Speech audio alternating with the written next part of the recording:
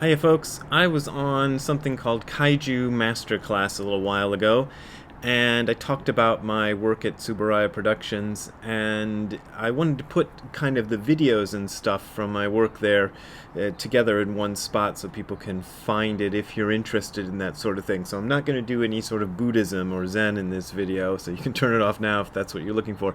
But I just wanted to talk about my life at Subaria Productions and show you visually some of the stuff that I collected over the years I worked there. Okay, this first picture is me getting ready to take part in a commercial for Subaria Productions. This is something we did every once in a while. It would be a commercial just for the company, just to show the people of Japan that the company still existed and was still in business. And whenever they had a scene or a situation where they had a whole lot of monsters and superheroes in costume, the front line, the people you mainly saw, were professional stunt people. And interestingly enough, if the monster was a girl monster, there would be a stunt woman inside rather than a stunt man, so that's a kind of neat little aside. But the people in the back who didn't get featured very much were usually just people drawn from the company who were just willing to put on a monster costume and go hang out on a movie set for the day. And that's what I was, and they put me in the costume of Alien Baltan as he appears in the show Ultraman the Ultimate Hero, which was made in the United States. And I knew that I was going to be at the back, so I decided that every time I heard them start filming, I was going to jump up and down like crazy and wave these giant claws that I had on my arms. And then when you watch the video, you can actually see me in the background. If you're paying attention, you can see those giant claws waving around in the back, and sure enough, I got on the scene. The next thing I want to show you is, this was on the set of Ultraman Zearth, Z-E-A-R-T-H, and it was a theatrical film we made in, I think, 1996. And I visited the set one day. I would visit the sets as often as I possibly could. But that day, there was no actual filming going on. They were just setting up for the next day's shooting. And there happened to be an executive of some kind or an investor of some kind who brought his kid, and the kid really wanted to meet a real live monster. So my friend Shibuya, who was the assistant producer at the time, just grabbed me and said, here, he knows Brad will do it because he's a weirdo, and put me in the monster costume, and then I went and met the kid and shook his hand and got this little photo op. The next thing you're going to see is the making of Ultraman Neos. Ultraman Neos was a pilot that Subaria Productions made in order to try to interest a network in making a new Ultraman show, because there hadn't been a new all-Japanese Ultraman show since 1980. And so Ultraman Neos was this pilot, and I was in it in a little cameo. I don't know if you'd even call it a cameo, just a little bits where you can kind of see me. But I was on set, and I brought my VHS camera, and I shot a lot of behind-the-scenes stuff, and I put some of that up on YouTube. Hi, Teso! Hi, Teso! Ayo! Hi!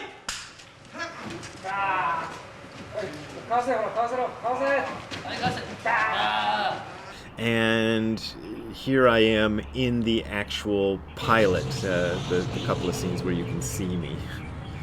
You don't see me very well, but... ビルをなぎ倒す。それは心温まる SF キングダム。ウルトラマンを熱望する日本人のハートが。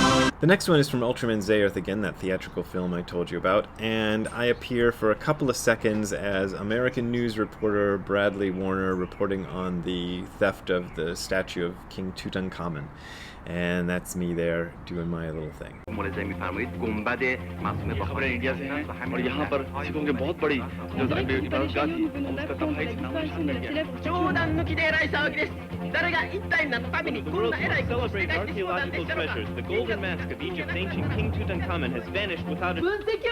next bit, you can barely see me in this one. This is kind of typical of what they'd have me do, is they had a scene set in the United States, and this is from Ultraman Gaia, the 1998 TV series we did.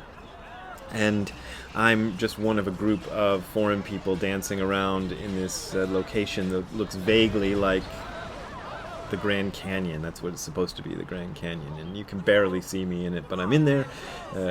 So that's the kind of thing I did fairly often. The next one, I actually had a line in. This was a late-night show called Moon Spiral, which was kind of X-Files-ish and lasted a very, very short time.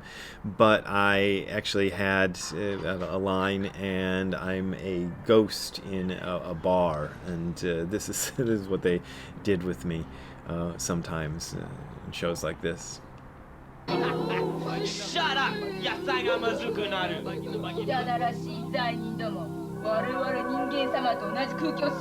Now the next one is the most fun one, and I wrote about this in my book Hardcore Zen, where they actually blew me up in an episode of Ultraman Tiga, our 1996 series. I think it was 96. Anyway, they put me in this cockpit, and I blew up, and I actually made a little commercial for the book Hardcore Zen in which I read the bits about that incident, and here it is. Finally, everything was set. They wanted to get this right on the first take. Film and firecrackers cost money. I, on the other hand, was working for free. I was to look up, yell, "The monster is too fast!" then scream as the explosives went off. I shouted my line, and right on cue, a huge fiery blast went off in my face. My scream was entirely genuine. I could feel the force of the blast and the heat on my face and chest. Amazingly, I didn't get burned, but my ears rang for the rest of the day. Later, when I saw a videotape of the action, I found out that the harmless fireworks had created a fireball about 5 feet across.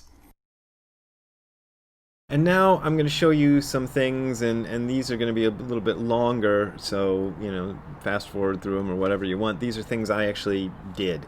So I was in charge of publicity material for overseas publicity, and a lot of that was written material, but sometimes I'd get a chance to do a video. And these are videos that I always wrote all of the dialogue, as monologue, you'd call it, the stuff for the narrator to do, and would sit in with the people who actually cut the videos together to make the videos and make them look professional and stuff. The first one I want to show you is my favorite one. This is the one I did for Ultraman Dyna, and I think this one came out really well.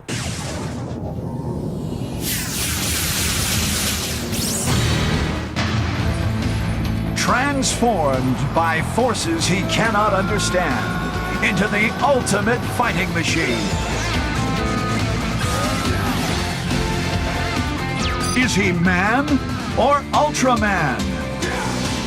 Ultraman Dyna. Super Guts, the Super Global Unlimited Task Squad. The 7-person fighting force standing against the deadliest invaders Earth has ever known. The Super Guts Eagle, Eagle Alpha, Eagle Beta, Eagle Gamma.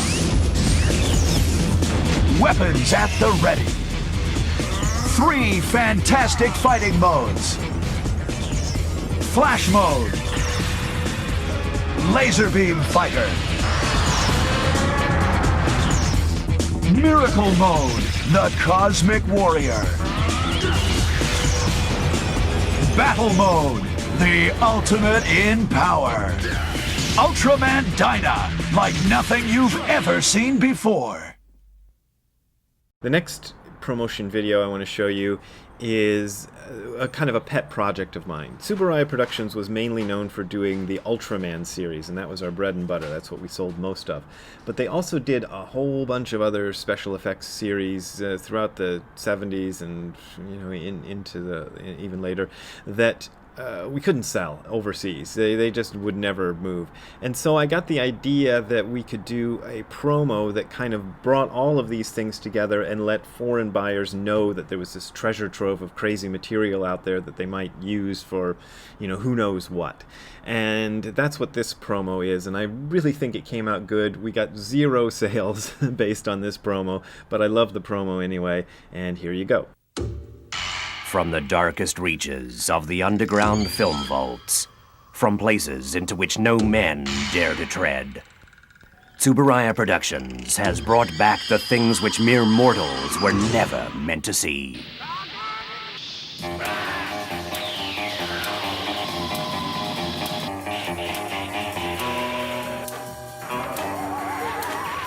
Weird, unspeakable images, bizarre shapes, uncanny sights. Look upon them if you dare. For over 30 years, Subaria Productions has gone where no man has gone before, and then come back to tell the tale. Science fiction sights and sounds from beyond the beyond. Savage action. Dynamic tension. Planets full of apes. Stars at war. Sea beasts and spacemen. Robots and monsters. Women in peril. Black cars with fins. Dinosaurs. Villainous villains. Valiant heroes. And romance. Subaria Productions has a vast library of hundreds of hours of the world's wackiest, wildest, weirdest, most out-of-this-world science fiction programs. If you're tired of the same old, if you're fed up with the shows that all look alike, if you're looking for something different, Subaria Productions are the people to talk to. Classic science fiction from the masters of the craft. The next two I want to show you are the promo I did for Ultraman Gaia and the promo I did for Ultraman Cosmos. I just thought these came out pretty well, so here you go, Ultraman Gaia. From a mysterious wormhole, a tear in the very fabric of the universe itself, comes a deluge of monstrous beasts to wreak havoc on planet Earth. XIG, the Expanded Interceptive Guardians, is formed to defend the world from certain destruction. Takayama Gun discovers the power to transform himself into Ultraman Gaia, a towering super being with fantastic abilities beyond scientific comprehension. A second Ultraman appears, but is this new Colossus friend or deadly foe? From Subaria Productions, Japan's leading producer of science fiction television for over 30 years, and writer Chiaki Kanaka, who gave the world Armitage 3, one of the top-selling Japanese animated programs of the 1990s, comes a new series of explosive, high-powered, fast-paced action and adventure. Ultraman Gaia. The saga of two young men who have discovered the secret of extraordinary power. One pledged to defend humanity from total devastation. The other, a dark figure whose loyalties are unknown. In the course of 51 energetic half-hour episodes, you'll uncover secrets, unlock mysteries, penetrate into the very forces that shape the galaxy itself. Ultraman Gaia. Power for good, or the ultimate in evil. Ultraman Gaia. Earth's final battle begins today. And now here's the promo I did a year later for Ultraman Cosmos. This was a show that featured a kinder, gentler Ultraman. You know, he was an Ultraman who didn't beat up the monsters, and it was really hard to sell this thing. But it did pretty well in Japan. Here's the promo for that one. When the Earth was invaded by the gigantic aliens from planet Boltan, a mysterious warrior from outer space appeared and drove the aliens away. Now, planet Earth is in danger once more. A strange virus from outer space has entered our atmosphere, and weird but peaceful gigantic creatures are being transformed into dangerous monsters. Team Eyes, the elite young expert squadron, are called into action to help. But when the monsters are too powerful, Agent Musashi must once again call upon the mysterious bond he formed with a giant from outer space and transform into Ultraman Cosmos. Ultraman Cosmos, a warrior who knows that strength alone can never win. Power must be tempered with gentleness. In 65 half-hour episodes, Ultraman Cosmos and Team Eyes defend the world from Chaos Hedda, an unknown force which threatens the existence of all life on Earth. Beyond the TV series, 2 full-length theatrical features are now available. Ultraman Cosmos, The First Contact, and Ultraman Cosmos 2, The Blue Planet.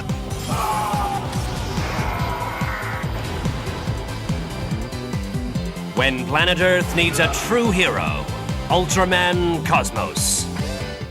And finally, the one I want to show you is, after a while, the budgets I got shrank to nearly nothing, and I put this promo together myself using Final Cut Pro on a computer that was in my office, and I did the voiceover myself because there was no longer any money to spend on professional voiceover people, and I'm not really happy with it. It's not great, but it is one I did from start to finish all by myself, and here we go, Ultraman Max. When planet Earth is under attack by massive monsters bent on destroying the human race, who will save us from ultimate annihilation? Team Dash, the Defense Action Squad heroes, a brave fighting team equipped with high-tech weaponry and high-level fighting skills, takes on the most powerful evil the world has ever known.